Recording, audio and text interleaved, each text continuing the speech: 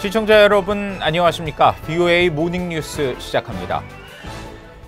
북한에 대한 경제 제재는 무력을 사용하지 않고 북한을 압박할 수 있는 유일한 방법이라고 전 미 재무부 고위관리가 밝혔습니다. 하지만 국제사회의 경제 제재가 북한의 핵포기를 압박하는 데는 현재 실패했다는 지적도 나왔습니다. 첫 소식 김용교 기자가 보도합니다. 윌리엄 뉴콤 전 재무부 선임 경제자문관은 조지 워싱턴대 한국학연구소가 주최한 토론회에 참석해 경제 제재는 무력을 사용하지 않고 북한과 같은 나라를 압박할 수 있는 유일한 방법이라고 강조했습니다. So if you didn't have these sanctions, if you didn't have these tools, what are your alternatives for dealing with a situation like this, and not only North Korea? 유엔 안보리 대북제재위원회 전문가 패널에 미국 대표로 활동했던 뉴콤 전 자문관은 그러면서 만약 북한이 핵 보유국으로 인정받아 경제 제재가 효과가 없었음이 드러날 경우 핵 보유 옵션을 고려 중인 주변국들에게 미칠 파장이 클 것이라고 전망했습니다. 북한이 핵 보유국으로 인정받게 될 경우 북한의 문제로 그치는 게 아니라 핵 확산 금지 조약 NPT 자체가 흔들릴 수 있다는 겁니다. 반면 미 중앙정보국 CIA 한국 담당을 역임했던 수미테리 전략국제문제연구소 CSIS 선임 연구원은 대북 제재를 벌이고 있지만 북한은 아직 버티고 있다고 진단했습니다. 국제사회가 강력한 경제 제재를 이행하고 있지만 북한이 핵을 포기하도록 압박하는 데는 사실상 실패했다면서 김 위원장의 목표는 핵 보유국으로 인정받는 것이라고 지적했습니다. So very far from leading to an acute economic crisis in North Korea. It have not led to the point where North Korea's economy is at a breaking point. It did not lead to the point where Kim cannot hang on anymore. 이런 가운데 마크 리퍼트 전 주한 미국 대사는 미국과 북한이 실무 협상에 돌입하게 되면 이제는 북한이 비핵화를 위한 행동을 정해야 한다고 강조했습니다. 북한이 어떻게 비핵화를 할지 결정하는 게 더 중요하다면서 공은 북한에 넘어가 있다고 지적했습니다. VOA 뉴스 김연경입니다. 존 볼튼 전 백악관 국가안보보좌관은 북한 김정은 위원장이 현재 상황에서는 핵무기를 자발적으로 포기하지 않을 것이라고 밝혔습니다.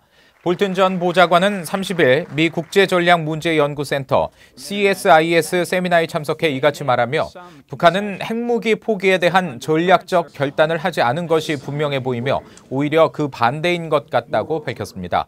그러면서 미국은 현재 북한과 전형적인 교착 상태에 있다면서 북한은 우리가 제공할 준비가 돼 있지 않은 것들을 요구하고 있다고 진단했습니다. 또 시간을 지연시킬수록 핵 확산에 반대하는 세력이 불리해지며 시간에 대한 유연한 태도는 북한과 이란 같은 국가들에게 이익이 된다고 지적했습니다. 조만간 재개될 것으로 알려진 미북 실무협상에서는 정확한 북한 핵물질 비축량을 파악하고 의심시설에 대한 접근 약속을 받아내는 것이 핵심이라고 크리스토퍼 힐 전 국무부 동아태 차관보가 주장했습니다. 힐 전 차관보는 최근 BOA와의 인터뷰에서 북한은 이 문제를 대충 넘어가고 평화조약 등 전반적인 미북 관계를 논의할 수 있다고 느끼는 것 같다며 이같이 말했습니다. 그러면서 비핵화는 미국 혼자서는 해결할 수 없다며 트럼프 행정부는 중국이 이 문제에 직접 관여하도록 진지한 노력을 기울이고 북한이 동맹국인 한국에 무례한 말을 쏟아내는 것에 대해 참지 않겠다는 의지를 분명히 할 필요가 있다고 지적했습니다. 올해 일본의 방위백서에서 북한의 위협이 중국의 군사적 대두에 관한 설명보다 아래에 기술됐습니다. 하지만 미국의 동아시아 전문가들은 일본은 여전히 북한을 큰 위협으로 인식하고 있고 미국과 한국의 대북 접근법 사이에 갈등하고 있다고 분석했습니다. 오택성 기자가 보도합니다. 스콧 스나이더 미국 외교협회 미한 정책국장은 일본은 여전히 북한을 위험시하고 있으며 이런 우려는 전혀 줄어들지 않았다고 지적했습니다. 북한 단거리 미사일에 대한 트럼프 대통령과 아베 일본 총리의 이견이 이런 우려를 반영하는 것이라고 설명했습니다. I think Japan is very concerned about the North Korean threat. They feel that it continues to be a threat. We've seen Prime Minister Abe directly contradict President Trump regarding the significance of short-range missiles on several occasions over the course of the past few months. 데니얼 스나이더 스탠포드대 연구원은 장기 전략상 일본의 더 큰 위협은 중국이지만 중국과 북한 중 누가 더 큰 위협인지 선택하는 문제는 아니라고 말했습니다. 또 일본은 미국이 북한 핵무기와 장거리 미사일 동결선에서 제재 해제를 합의하지 않을까 우려한다고 설명했습니다.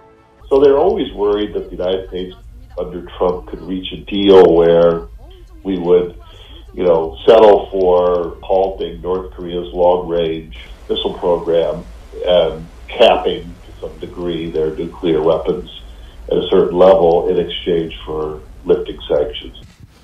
아베 총리가 북핵 위협과는 별개로 북한의 회담을 제안하는 건 트럼프 대통령과 보조를 맞추는 것이라는 진단도 나왔습니다.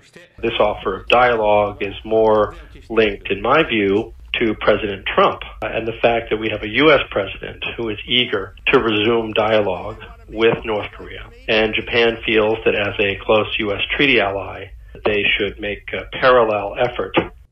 한편 스콧 스나이더 국장은 일본은 한국 문재인 정부의 대북 관여 정책에 극도의 의구심을 가지면서도 트럼프 대통령과 김정은과의 직접 접촉에 대해선 공개적으로 지지 입장을 밝히는 등 어려운 상태에 놓였다고 말했습니다. 또 데니얼 스나이더 연구원은 미국의 확장 억지력에 국가안보를 더 이상 맡길 수 없다고 느낄 경우 일본은 자체 억지력 확보 차원에서 핵무기 보유를 고려하지 않을 수 없을 것이라고 분석했습니다. VOA 뉴스 오택성입니다. 6.25 한국전쟁에 참전했던 유엔군 참정용사들이 한국을 찾았습니다. 이들은 장진호 전투 영웅 추모 행사에 참석해 동료 전우들의 넋을 기리면서 이 한국의 눈부신 발전에 대해 자랑스러워했습니다. 서울에서 한상미 기자가 전해왔습니다. 지난 27일 서울 전쟁기념관에서 열린 장진호 전투 영웅 추모 행사에 유엔군 참전 용사들이 참석했습니다. 미국과 터키 등에서 온 유엔 참전 용사 33명과 가족 등 77명이 초대됐습니다. 8, 90세 고령이 된 노병들, 참혹했던 전장에서 숨진 전우들의 숭고한 희생을 기렸습니다. 미 해병대 병장으로 참전했던 헨리 쉐이퍼옹은 장진호 전투에서 총상을 입고 팔과 다리를 잃었습니다. 혹한의 겨울, 미국 전쟁사에 가장 치열했던 전쟁 중 하나였던 장진호 전투. 2주 동안 벌인 철수작전을 성공시키고 중공군을 돌파하며 큰 타격을 입혔지만 미군 병사들도 4,500여 명이나 희생됐습니다. 당시 미 해병대원이었던 도널드 리 메이슨옹은 참혹했던 한국을 눈부시게 발전시켜준 한국 국민들과 자신에게 감사를 표했습니다. Look what you've done to accomplish. People here is inspiring to the world. I couldn't be more proud and humbled than I am right now, part of that, making the miracle on the Han River possible. 30일엔 참전 용사들을 위한 만찬이 서울의 한 호텔에서 열렸습니다. 스튜어트 메이어 주한 유엔군 사령부 부사령관은 평화와 자유, 민주를 위해 싸운 참전 용사들에게 감사를 표했습니다. Tonight we honor the sacrifices and dedication of those who answered the call for peace, freedom and democracy of Kapchi Kapshida. 이름도 몰랐던 나라를 지키기 위해 싸웠던 참전 용사들. 한 분 한 분에게 평화의 사도 메달이 수여됐습니다.